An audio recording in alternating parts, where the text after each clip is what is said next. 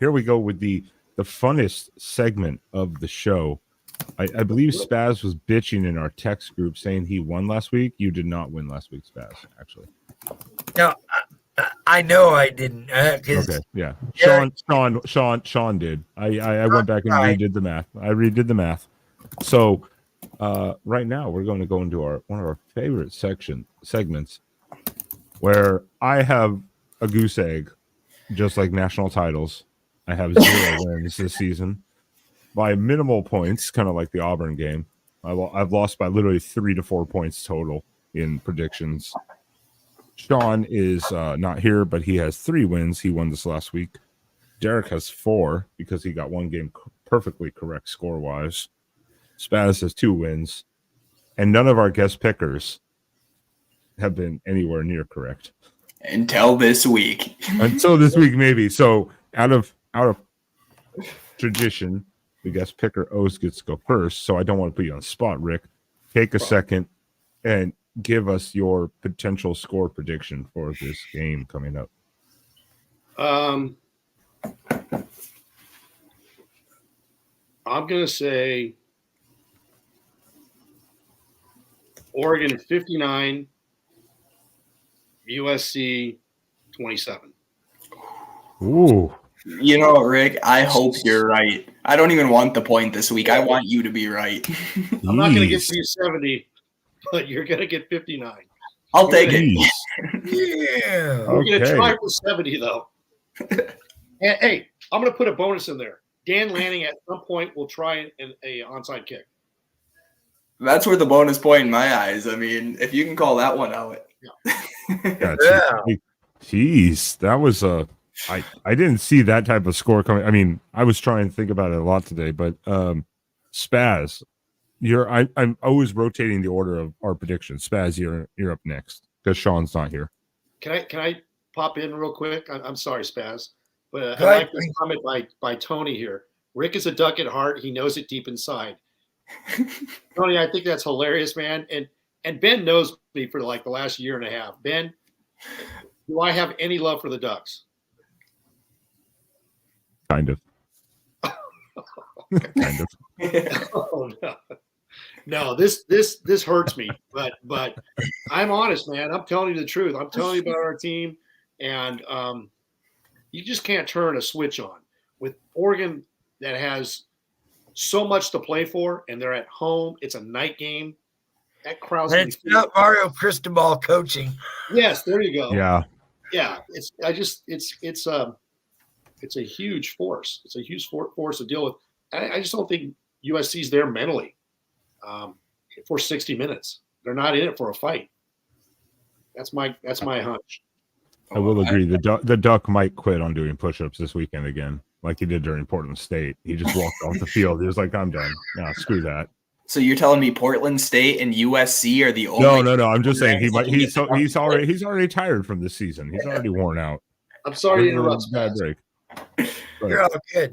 That gave him a second to think about it. Takes, and you're a guy that is real. You're not just a homer. You're a real college football fan that doesn't take.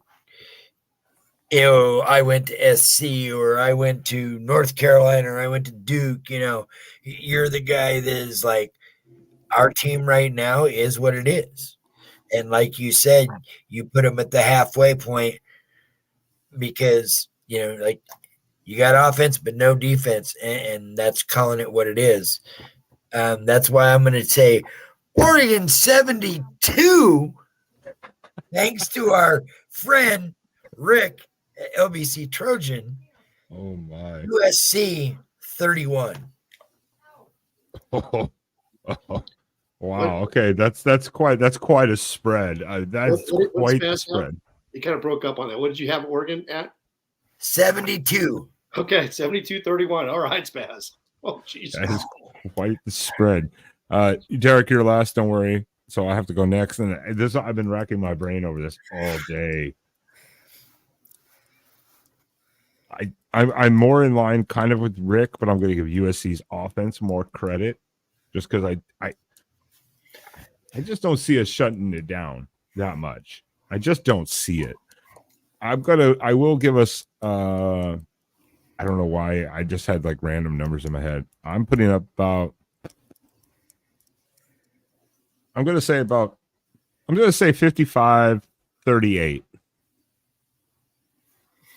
Like I don't see USC stopping us much because Will Stein has been doing a great job out scheming people so far this year, and USC's defense is not going to change much, but Oregon's defense is enough, and at home.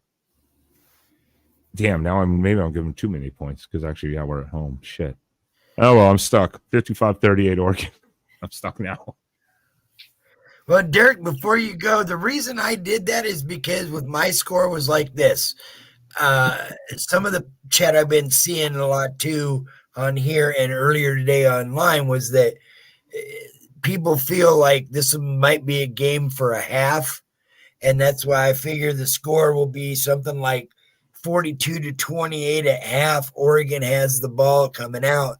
They score. Caleb throws his helmet in the air and says, I quit. I'm done. I'm not playing anymore.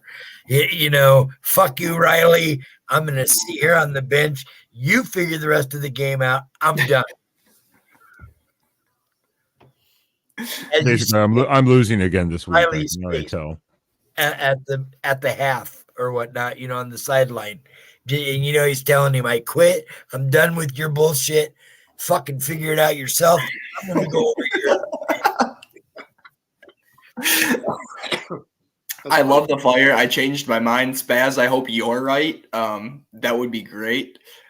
I'm going to kind of go – I'm going to be the most conservative out of everybody here, I think. I think USC is going to put up points. I think they're going to put up more points than all of us are saying. Who knows? That's the fun of the prediction. You really never know.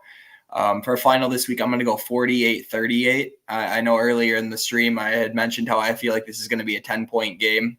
I still truly believe that when it all comes down to it. I don't believe Caleb's going to throw his helmet on the side and say F it, I quit. In terms of draft stock, I think he understands how that would look. There is a degree of perception that takes place in a case like that. And I think, if you have a kid who's playing at a true blue chip program like SC and, one season's not going your way and you throw your helmet down on the side and say F it. I think that sends a bad message to a lot of GMs out there. I think that kind of leaves a sour taste in people's mouth. If that's the last image they would ever see of Caleb Williams, that's the last thing you get to see. No, I don't believe that. I don't believe that's his character. The kid's a winner. I don't care what the scores have said leading up to this point. That defense has really let him down, and he's had to shoulder a lot this year. He's a winner. He cares deeply, and you can tell. And I think that's kind of going to carry into this game.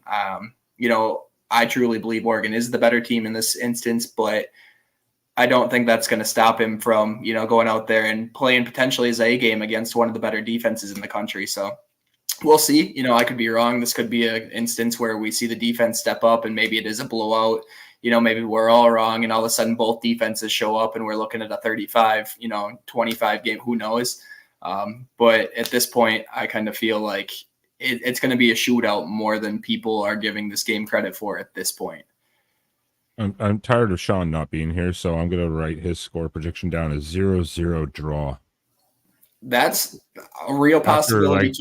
After 20 overtimes, no one scores 2-point conversions for 18 of those. And the TV, literally, the channel is just like, no, we got to cut this. Bo and Caleb Williams they can't do anything this weekend, huh? Everyone just takes a knee the entire game. I'll have to tell Sean about that. What if I told you guys? What if I told you guys I've been doing the reverse ninja on you all day and I've been sandbagging? I really think that USC is going to win this game. I wouldn't be surprised. You've been doing a really good acting job. Yeah, you've convinced me wholeheartedly. Like I swear to God, I had this game. Yeah, I had this game probably being closer. After listening to Rick over here, I'm like, maybe I should move my spread over a little bit. I'm just messing with you guys. No, I just think I've seen games up there. I mean, I've never been to Austin, but it's a great venue. Your crowd's going to be into it. I just don't see. I mean, if USC can win this game, this would be a monumental upset on so many fronts because